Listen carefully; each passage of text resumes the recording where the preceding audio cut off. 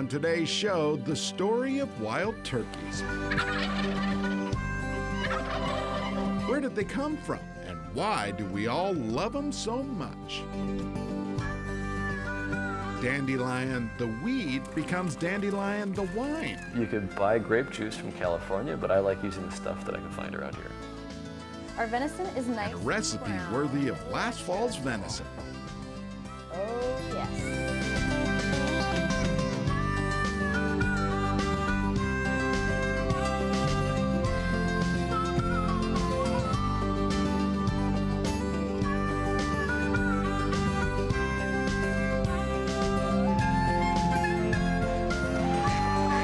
Minnesota Bound, presented by Connecticut Water Treatment Systems. Hi, everybody. Bill and I welcome you to the show. Up first, Ron Shera swings by to wax about what you could call his favorite spring pastime. Wild turkeys are definitely his favorite, and they get my dad all gobbled up. When spring comes to Minnesota these days, you see them appear in forests and fields. Turkeys strutting endlessly, and you wonder, what's it all about? If you've never spent time with wild turkeys, there are many reasons why this historic Thanksgiving dinner is like a springtime addiction to thousands of Minnesota hunters. An addiction? Yes, and it begins with a sunrise.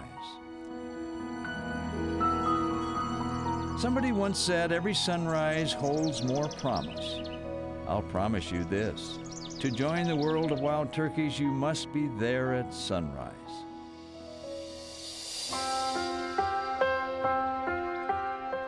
When the day begins, turkeys, gobblers, and hens are at their peak of conversation with each other.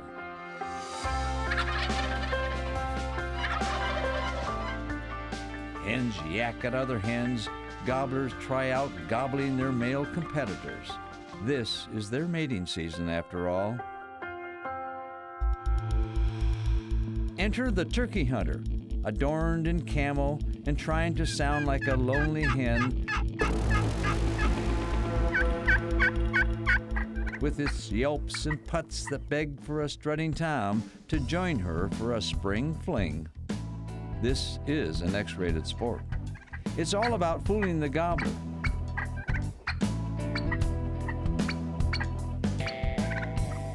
Make the charming hen calls, and Mr. Tom is apt to come waltzing in for a little hanky-panky in the woods. Sometimes it's his last waltz. Does this sound too easy? Let's just say, it seldom works that way. You see, the way wild turkeys play the mating game, the gobbler answers the lonely hen, expecting her to come to see him. If she fails to appear, he'll go on to other female interests, typical male. As you can see, the pursuit of the wild gobbler is always a morning gamble. You might or might not walk out of the woods carrying a turkey. But to play the mating game, to be in the company of wild turkeys, to converse with a wild bird, to watch the promise of another sunrise, well, that's when you learn what addictions are all about. Holy cow.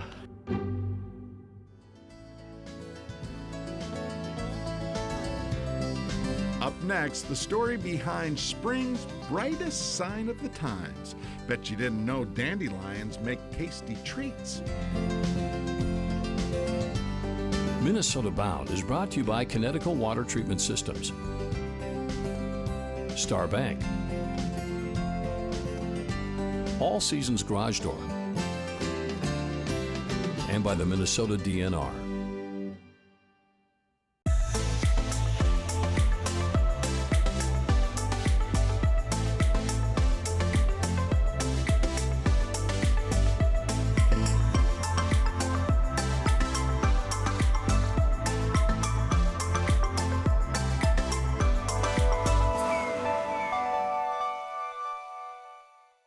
Up Up next, Ranchera's Ode to a Most Unusual Spring Flower. It is one that most of you probably know, but few of you really understand.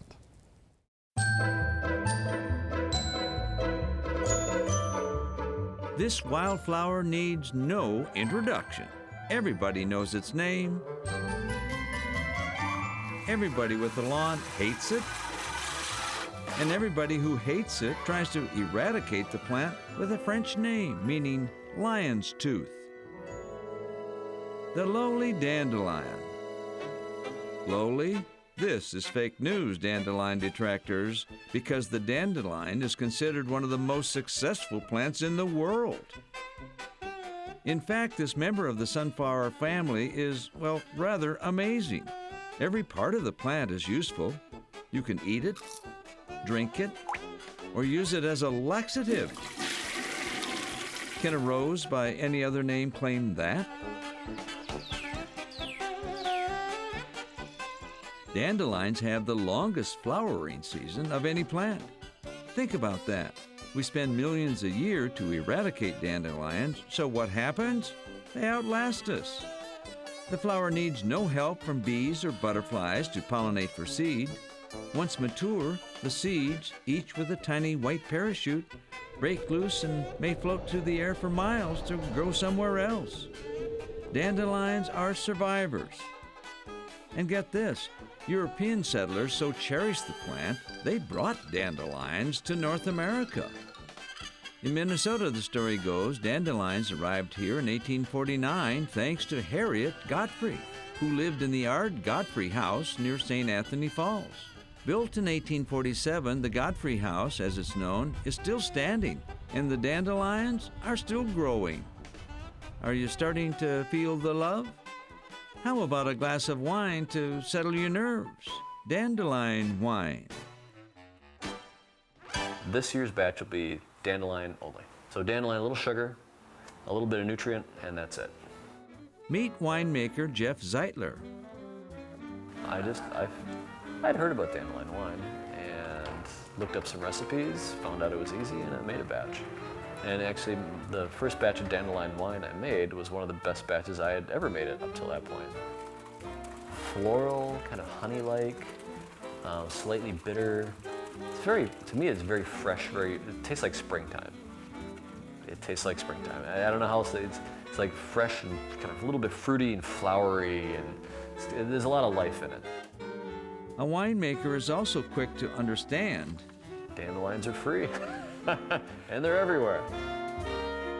You could buy grape juice from California, but I like using the stuff that I can find around here. So you spend a day out in the field, pick the dandelions, separate the dandelion heads from the rest of the dandelions, so just the yellow part.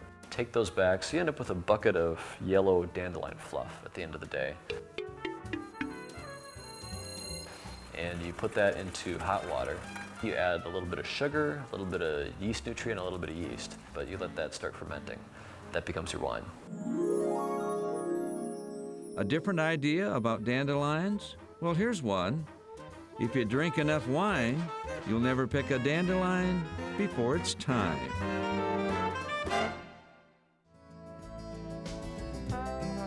Still ahead, a Minnesotan overcomes adversity with goals right on target. But first, a unique recipe for last fall's harvest from Deer King. Closed captioning provided by Treasure Island Resort and Casino.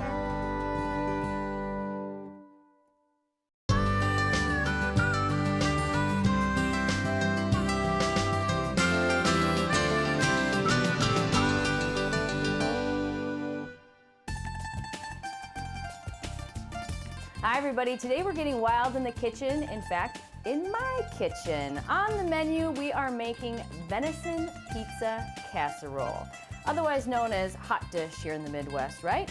Well, the twist with this one is we're gonna be using zucchini instead of noodles today. So we're gonna get started. First step is shredding zucchini. I like to use a food processor for this. Of course, you can hand chop the zucchini, but the food processor is much faster. And we want to keep shredding the zucchini until we have approximately 4 cups. This is a great way to sneak in vegetables for those picky eaters in your house as well. We're gonna add about a teaspoon of salt to the zucchini because we want to get rid of some of the moisture in it. So we're gonna let this sit for about 10 minutes. While our zucchini is resting, we're gonna take the time to chop up a red and green pepper for the topping. Next, we need to chop some onion. Veggies are chopped. Our zucchini had time to rest for 10 minutes, and now we're going to squeeze the moisture out of the zucchini. So I take a little handful and give it a good squeeze and place it in another mixing bowl.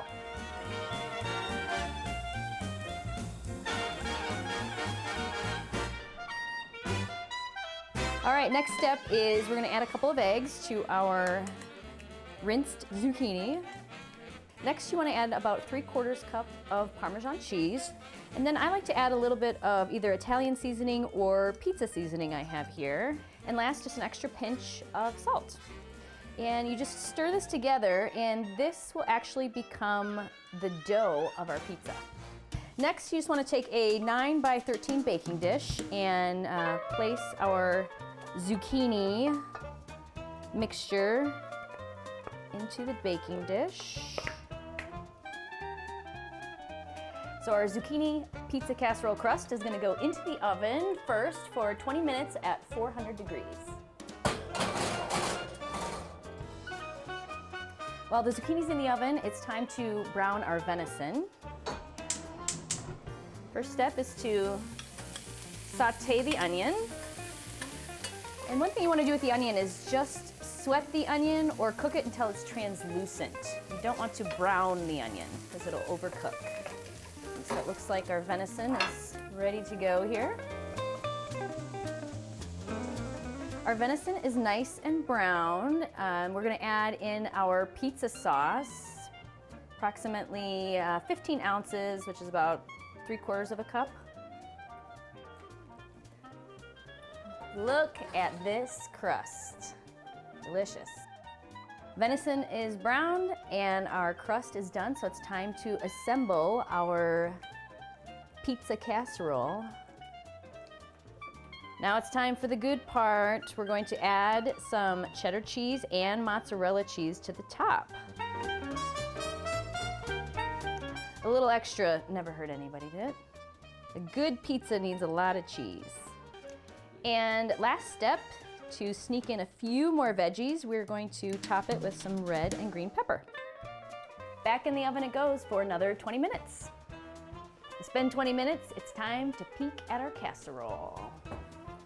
Oh yes.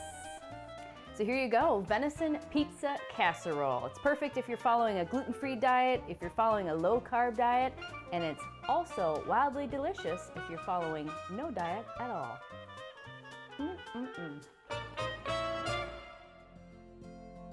Venison and pizza is definitely a good combination.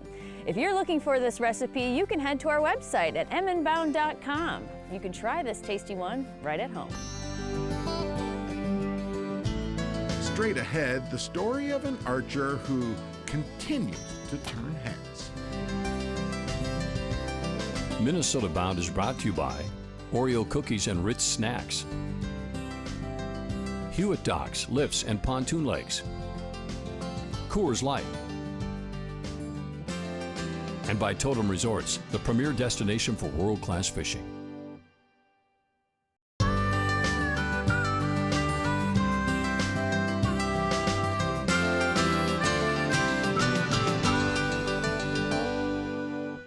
Up next, Travis Franks shares the story of one of the Midwest's most inspirational hunters. An Olympian who always seems to clear hurdles, no matter how high.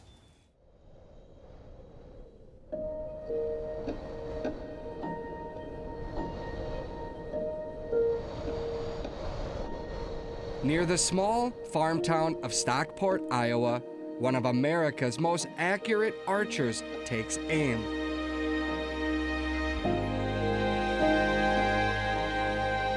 Matt Stutzman shoots and shoots the only way he knows how.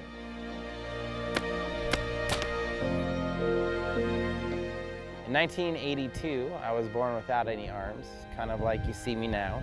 So I never really knew life with arms. Even without arms, he knows that practice That worked out good. leads to greatness. I mean, 8 hours a day, I figured it up one time. I think it's like 170,000 arrows a year. That's a lot of arrows. And by doing that, I was able to teach myself kind of the basics. From there, Matt's skills grew. In 2012, he shot his way onto the United States Paralympic team, winning a silver medal in London. I didn't really realize how far I was going to take me. In 2013, I became the #1 ranked para archer in the world. In 2017, he reached another milestone. I decided to make the jump to able-bodied tournaments only. That means I'm competing against people with no physical disabilities. I'm actually the current national champion, able-bodied in the whole United States, which is pretty cool. Matt's success has taken him on a journey his birth parents never saw coming. At 3 months old, they put me up for adoption. I was in the hospital till about 13 months old, and I had this amazing family who lives about 45 minutes from here, the Stutzmans. They decided to adopt me, take me home. The Stutzmans gave Matt the tools and, most importantly, the confidence to succeed. They taught me how to learn to think outside the box and adapt to the world instead of the world adapting to me. At a very small age, I knew I was going to do something amazing, just didn't know what that was yet. In 2009, Matt got his answer. I was a stay-at-home dad of 2 boys, couldn't find a job, and so I was struggling with all that because I wanted to be able to be the father, the husband that you're supposed to be to take care of your kids, and I can't. So he bought a bow to put food on the table. I self-taught myself how to shoot. Had a good year that year. I was super excited. That's when his archery skills went viral. I make a living now shooting a bow. I am very lucky and fortunate enough that I'm able to compete and do what I do and get paid to do it. Matt's travels take him far from home, but Iowa's spring turkey hunting season always brings him back. My favorite part about turkey hunting is the fact that they talk to you.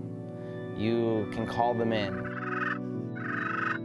The key to turkey hunting is not using hand calls, it's using foot calls. Armless joke. Hunting for me is definitely putting food on the table is the number one priority, but it's peaceful. I have a lot of time to reflect, and so it's sitting in the woods and watching the world wake up and waiting for that moment to make the right shot. A shot he practices 8 hours a day, 170,000 times a year. It just kind of comes in a big circle. It makes me feel like I'm doing my part. Distant gobblers sound off, but these love-struck toms keep their distance. I'll just keep trying again until I get one. This armless archer knows when the shot counts, he'll be ready to hit his mark. It's what I like to do. It's part of who I am, and I don't foresee it quitting anytime in the near future.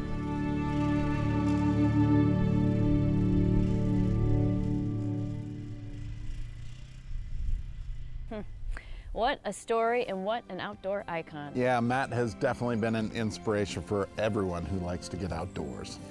Well, that about does it for us. We hope to see you back here next week. In the meantime, don't forget to introduce a kid to the great outdoors. Transportation provided by Premier Transportation. Call 1-800-899-7433. To get more Minnesota Bound, including full episodes, go to mnbound.com. And to follow our latest adventures, like us on Facebook.